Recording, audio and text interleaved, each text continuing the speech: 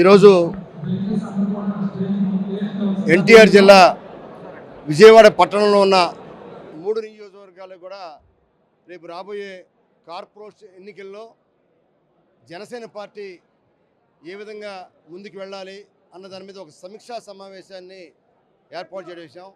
మరి సమీక్షా సమావేశానికి పెద్దలు కూడా నాదెళ్ల మనోహర్ గారు, మంత్రివర్యులు కందులు దుర్గేష్ గారు, అలానే శాసనసభ్యులు బొలిశెట్టి శ్రీనివాస్ గారు, వంశీకృష్ణ గారు, వీరందరితోటి ముఖ్య అతిథిగా కూడా పిలిచాం. 64 డివిజన్ నుంచి కూడా డివిజన్ అధ్యక్షుల్ని, ముఖ్య నాయకుల్ని, జన సైనికుల్ని, పార్టీలో మొట్టమొదటి నుంచి కూడా జనసేనలో పనిచేసే వారందరినీ కూడా పిలిచాం. ఈరోజు కార్యక్రమాన్ని పిలిచి వాళ్ళకి ఒక ఫార్మెట్ కూడా ఇస్తున్నాం. ఆ ఫార్మెట్లో వాళ్ళ యొక్క పూర్తి వివరాలను కూడా మరొకసారి తెలియజేయమని చెప్పి కూడా ఇచ్చాం. తప్పకుండా దీని ద్వారా రాబోయే కార్పొరేషన్ ఎన్నికల్లో కూటమి ద్వారా అటు తెలుగుదేశం, బీజేపీ, జనసేన తప్పకుండా ఏ స్థానంలో మేము గెలుస్తామో, ఎక్కడ బలంగా ఉన్నామో 2021లో కార్పొరేషన్ ఎన్నికల్లో ఆ రోజు ఎన్నికల్లో జనసేన పార్టీ విడిగా పోటీ చేసింది.